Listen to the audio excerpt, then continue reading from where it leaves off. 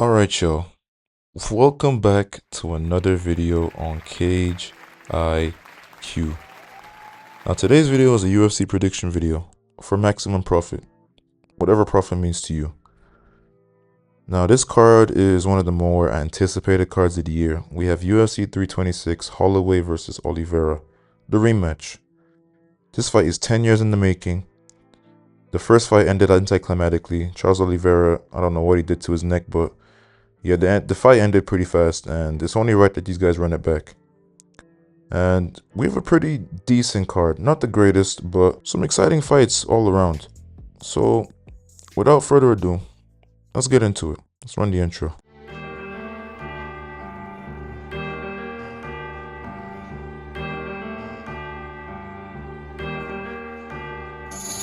First fight on the card is a light heavyweight fight between Luke Fernandez and Rodolfo Bellato.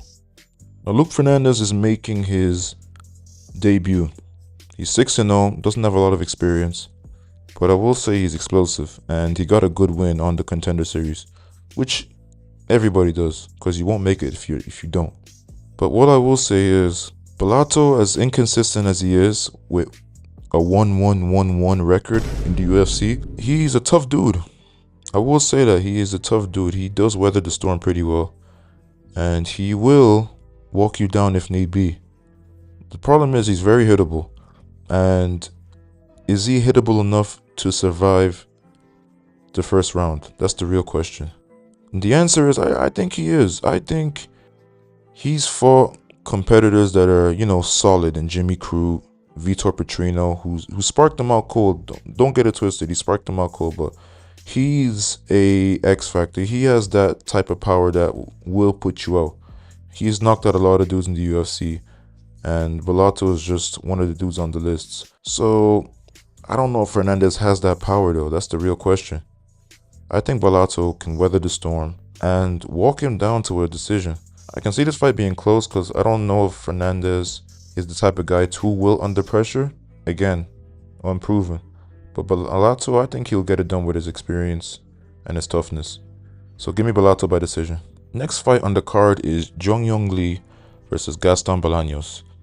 Now, both of these guys have not had the greatest stints in the UFC, I will say that, especially for Bolaños.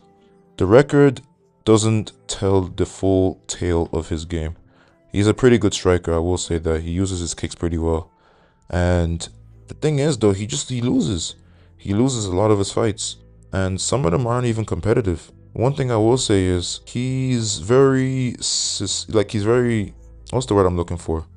I mean, he has a grappling weakness, man. That's all I can really say. He's very weak in that department. And Jong Yong Lee, being a featherweight, being 3 inches taller, longer reach, just being naturally a featherweight to Bolaños not being a featherweight, I think he will mix it up pretty well, use his size to his advantage. Pause. And cruise to a decision. Give me Jong Yong Lee by decision.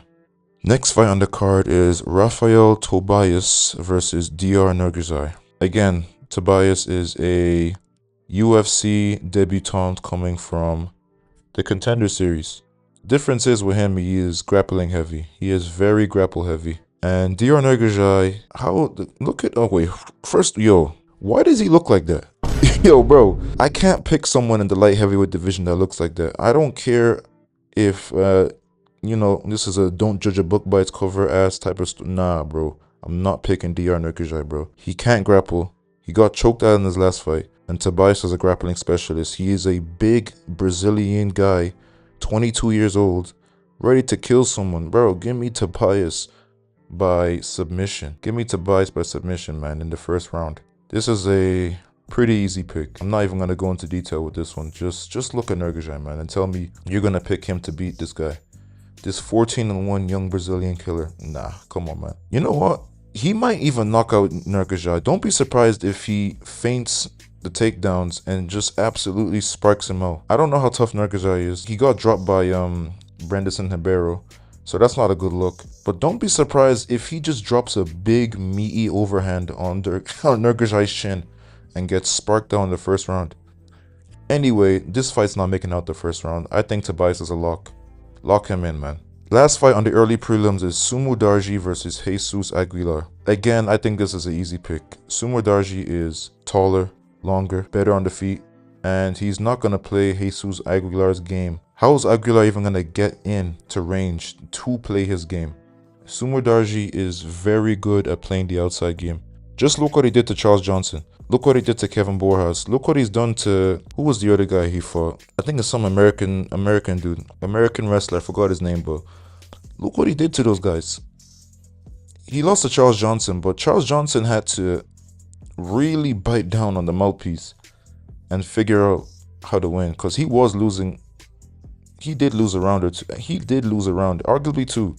He did lose a round to Sumo Darji.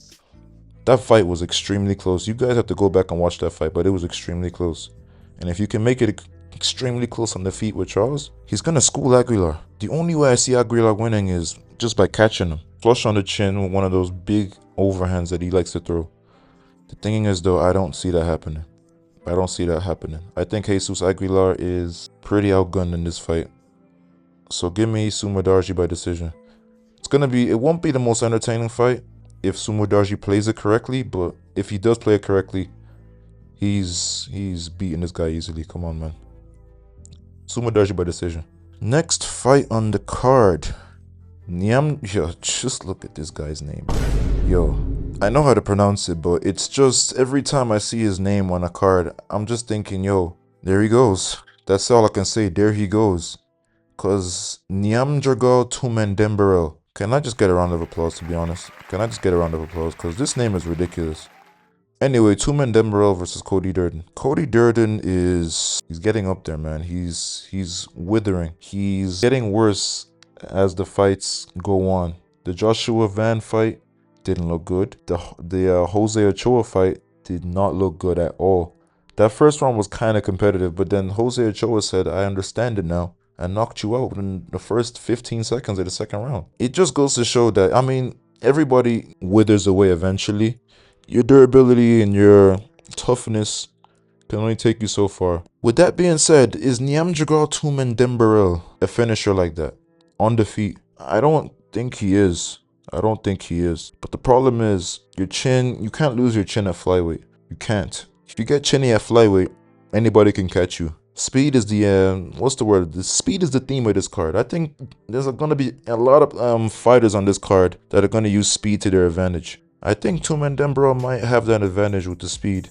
But Cody Durden is a vet, man, and I don't know. I don't trust Tumendemberel. He's only had like, what, one or two fights in UFC? I don't know, man.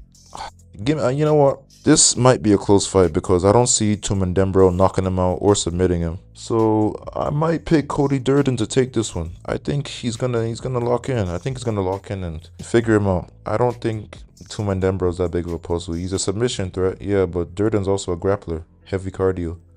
I think he's gonna walk him down and win by decision. Give me Cody Durden. Interesting fight we got here. Ricky Turcios versus Alberto Montes. Alberto Montes wants to grapple. Plain and simple. Ricky Turcios wants to outwork you. That's his game. High output, wild guy. He's a very wild guy out there. The Raul Rosas Jr. fight is a good example. He can get you in some pretty sticky situations, but if you have composure, you should take care of Ricky Turcios. And Alberto Montes, although he's a UFC debutant, I think he should be pretty well equipped for a challenge like Ricky Turcios, especially since Turcios is moving up. And Alberto Montes looks like a pretty stocky featherweight, if I do say so myself. So with that being said, I'm probably going to pick Montes by second round submission or second round TKO on the ground. I think the first round is going to be a puzzle to figure out Ricky Turcios because, like I said, he's unpredictable, he's wild. But second round, I think he'll understand it. I think he will figure him out, eventually get his takedowns, and then just win from there, choke him out. So give me Montes by submission. Next fight on the card is Dante Johnson versus Cody Brundage. Now, one thing I remember about Dante Johnson is him being just a dog, ready to do whatever to get his opportunity in the UFC. Because if you guys don't know, he fought a heavyweight. He fought at the heavyweight division in the UFC Contender Series. It was against some 6'5", lanky heavyweight who he didn't belong, but he took care of him, handled him in the first round. And if you're doing that in a weight class 2 weights above your weight class, I think he'll be a pretty solid prospect at middleweight, man. He's a dog, man. He's a very physical guy. He wants to get in and land on you. That's pretty much the aim of the game for him. He's a shorter dude, so you know he has to put the pressure on you. And he does that pretty well. He's 7-0, young, experienced, explosive. And Cody Brundage is a journeyman in the UFC. He'll have the odd win here and there against some low-level competition. But I think Dante Johnson will take care of him. He will clean up shop over here. So give me Dante Johnson by round 1 KO. On to the next fight. We have Cody Garbrandt versus Zhao Long. Mr. No Love. It's good to see you again, man. It's good to see you again. You will have a Chinese powerhouse, shall I say, in front of you. The thing is, though, is he going to be able to keep up with Cody's speed? Speed kills, man, and Cody still has some of the fastest hands in that division. Believe it or not, speed, he sure does kill. But one thing I will say is, I don't like Cody Garbrandt being on the back foot, man. I don't like him being on the back foot and being pressured up against the cage, especially against someone like Raoni Barcelos. You see, that's a problem for me, man. I won't lie to you, that's a problem for me. Because at the end of the day, you're still chinny. Those 7 losses on your record are a result of you not being durable enough, like not being smart enough to get yourself out of bad positions. That's what I'm trying to say. And like I said, the last fight was a good example of that. He looked decent in moments. He looked very decent in moments, but like I said, if you're getting walked down by Raoni Barcelos and he's doing whatever he wants with you to cruise to a decision, it concerns me. But the thing is, Zhao Long isn't that good either. His last fight didn't impress me. I don't know who he fought. He fought a fellow Chinese man, if I'm not mistaken, and it went to a close decision. But he got outworked just slightly, and it tells me a lot, to be honest. It tells me that I think Cody Garbrandt can outpoint him. I think he can outpoint him in this fight. Speed kills, like I said, and if he moves in and moves out, he'll be just fine in this fight. On top of that, the grappling should even out. I think the grappling will even out. Zhao Long hasn't shown me enough in his grappling department for me to say he will dominate Cody Garbrandt over there. So if I had to pick this, I'm going to pick Cody Garbrandt by decision. I think the OG is going to show levels in this fight. Are we on the main card now? I think we are. Talk about a fight to start off the main card. We have Gregory Rodriguez versus Bruno Ferreira. A rematch, by the way, if you guys didn't know. 2 Brazilian powerhouses slugging in the middle of the ring. Listen here, man. If you guys didn't watch the first fight, I highly recommend. It's probably on the YouTube somewhere. Just look it up. Bruno Ferreira, Gregory Rodriguez. And if you didn't know, Ferreira knocked him out. Slimed him. Rodriguez got confident and Ferreira landed a counter. Put him down. Simple as that. And that's all she wrote. Question is, after 3 years of not fighting each other, do I think that's going to happen again? Both of these guys have had pretty successful runs since that fight. And quite frankly, the question is, who has improved more over the period of time? I think it's RoboCop. I honestly think it's RoboCop. I think the level of competition he's fought has definitely helped him, developed him a lot more in his career. Jack Hermanson knocked him out. Roman Kopylov beat him easily, bullied him. Jared Cannonier, he lost, but that fight was a war. That fight was indeed a war, and he gassed out. That's what I will say. He did gas out in that fight. He did wear as the fight went on, but luckily this is a 3-round fight, and he doesn't have to worry about that. And another thing I will say that is going in RoboCop's favor is he can grapple very well. He's done it to a lot of guys at a very high level. Let's not forget, he also beat CLD. I forgot. That's actually a very sneaky one on his record. He beat Christian Leroy Duncan. And in that fight, he beat him up. He beat him up. Now, unless Bruno Ferreira lands a lucky KO blow again, I see RoboCop walking him down and beating him up. As simple as that. He just needs to take his time, relax, tranquilo. Don't let Ferreira's wild first round explosiveness get to you. Be patient. From there, walk him down, and this should be a pretty comfortable fight for RoboCop. So give me RoboCop by, I want to say, Round 2 TKO. Maybe round 3, but I think it's going to be later into the fight. He's going to find a shot. He's going to constantly just keep the pressure, keep the pace on him. And I think Ferreira will break. So give me RoboCop by late TKO. Another banger. Drew Dober versus Michael Johnson. This is a battle of the unks right here. Now both of these guys are coming off wins. Michael Johnson's on a 3-fight win streak. Yo, let's clap it up for Unk, man. Let's clap it up for Unk. Because that record was looking crazy. He was about to have a 500 record. Don't get it twisted, he could still be on that path. But this weekend will not be the weekend he goes down the path of 500. I think he will win this fight against Drew Dober. Will this be a firefight? Potentially. Do I see Michael Johnson keeping him on the outside and using his speed to his advantage? Potentially. Do I see Drew Dober walking him down and using that fire hydrant of a head? Bro, look at that chin, man. Look at that chin. Do I see him using that fire hydrant of a head to help him win a firefight? Potentially. But then again, you gotta look back at the fights they've been having and tell me how have they been looking. And if you had to ask me who's looked better, it's Michael Johnson. Zellhuber win is aging badly. But at the end of the day, Zellhuber is a tall, young Mexican striker who is like, don't get it twisted, he's not great, but he's still like, it's still a decent win. It's still a decent win. Then, of course, he's had the knockouts against Azaitar and who else did he knock out? I forgot, but I think it was Darius Flowers. But at the end of the day, those are, solid wins for Unk. Like, better than what Drew Dober has done. That's all I will say. Drew Dober has been getting sparked out left, right, and center, and he probably would have lost that fight against Perpelek if he didn't hit him with illegal blows. So Drew Dober has not been looking great in his last couple of fights. That's why I'm picking Michael Johnson to win this. I don't think Drew Dober is just gonna magically... Wait a minute.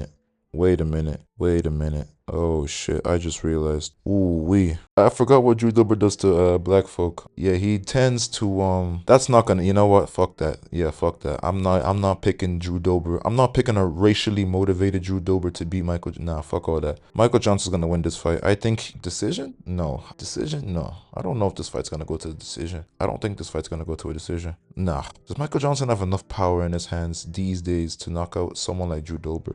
He can drop Zellhuber, but Zellhuber, we know now that he's not durable. He's chinny. He's been hurt in a lot of his fights. Drew Dober too. Yeah, you know what? Give me Michael Johnson by KO. Late second round. Maybe, you know what? Early.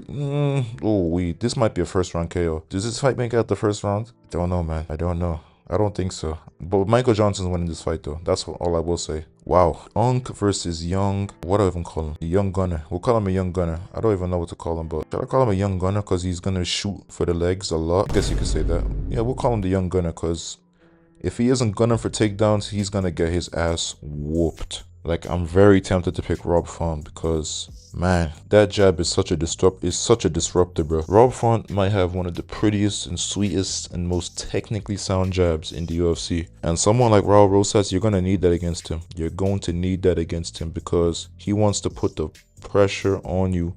And once he does that, it makes it a lot easier for takedowns. If Rob Font can keep him on the back, if he can keep him at bay, make him panic shoot in the open, I think Rob Font will have a very good chance of defending takedowns. But the thing is though, Rob Font did change camp, which is helping him. You can see it in the John Matsumoto fight.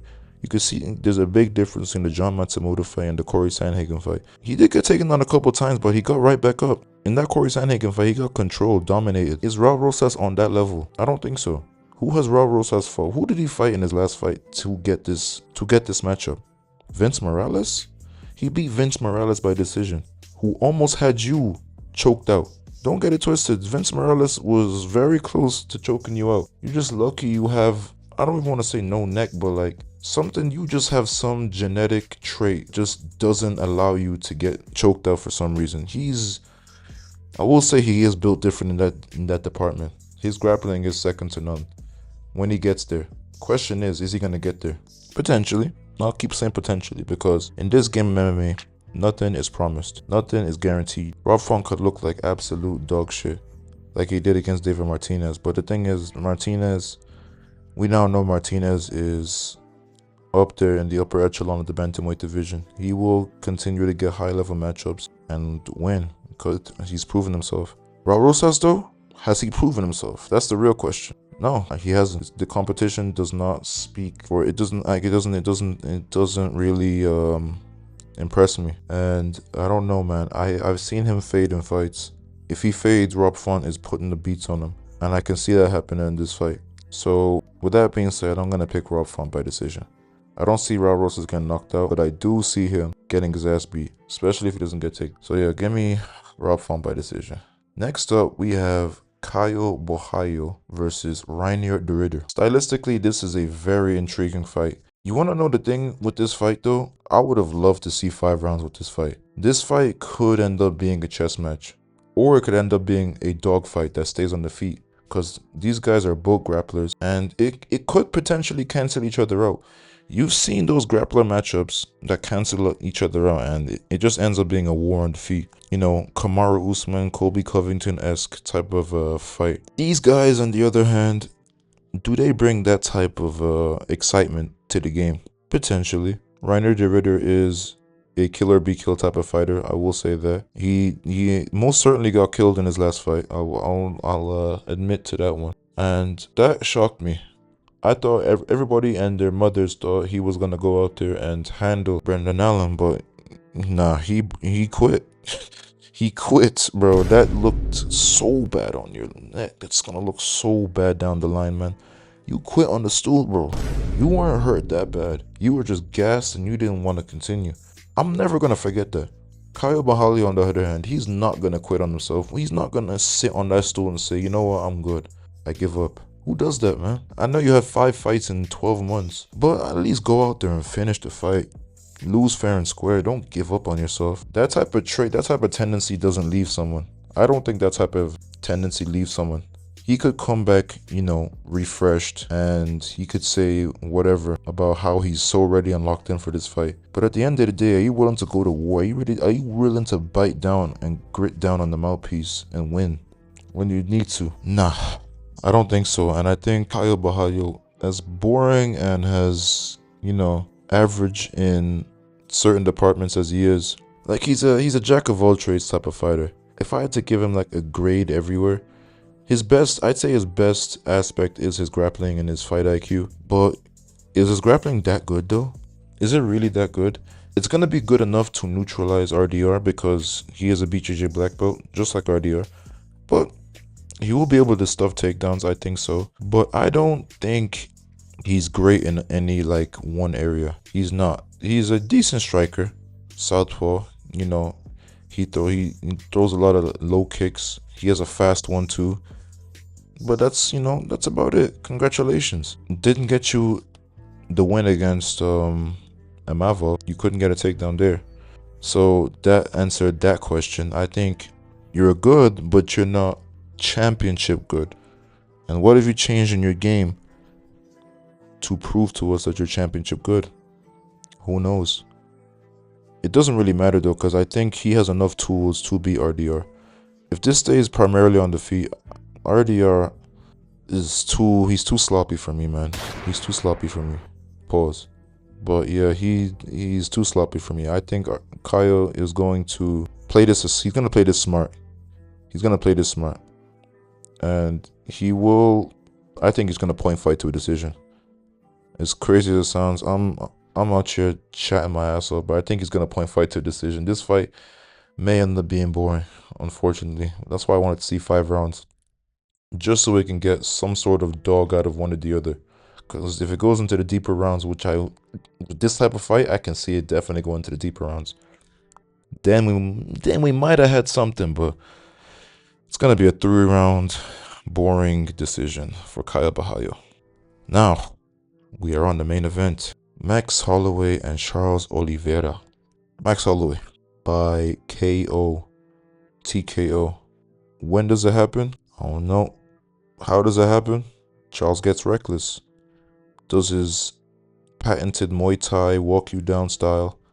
He's gonna think his teeps are working. Next thing you know, Max Holloway's landed 13 strikes on his head, and Charles Oliveira is seeing stars. Charles Oliveira is too hittable for me, man. He's too hittable for me. And the question is his pressure style, is he gonna have like Is he gonna have a window for him to get a takedown and do what he does best to Max Holloway?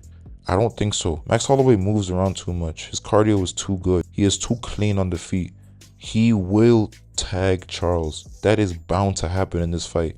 He is going to get clipped. Charles Oliveira gets hit in every single fight. Watch the Gamera fight. The last fight he just had against Matias Gamera in Brazil. He looked great. Don't get it twisted. But bro, Gamera was tagging him. For how long the fight lasted? Like 8 minutes. Cool. Gamera was tagging him in that first round. Let's not ignore that. There was a nice ass right hand he landed. And if that was Max Holloway in that situation, he's going to sleep. Max Holloway at 155 is not a joke, man. He's dropped everybody he's fought at 155. Poirier, Gaethje, those guys are BMFs in their own right, with better chins than Charles Oliveira. If he gets dropped, it's not gonna look good. I'm telling you right now. You can pull the guard how all you want, but it's not gonna work. Max Holloway legitimately has knockout power at 155, and every fight starts on the feet. Every fight starts on the feet. Max Holloway, I think he will be experienced enough to fend off the submissions, but every fight starts on the feet, and he's going to land on Charles. Charles does not know how to take a back step. Max Holloway does, and he's very good at moving. He's not going to get the cage cut off on him. He's going to find that shot, and he's going to knock out Charles Oliveira, unfortunately. So with that being said, give me Max Holloway by round 3 KO.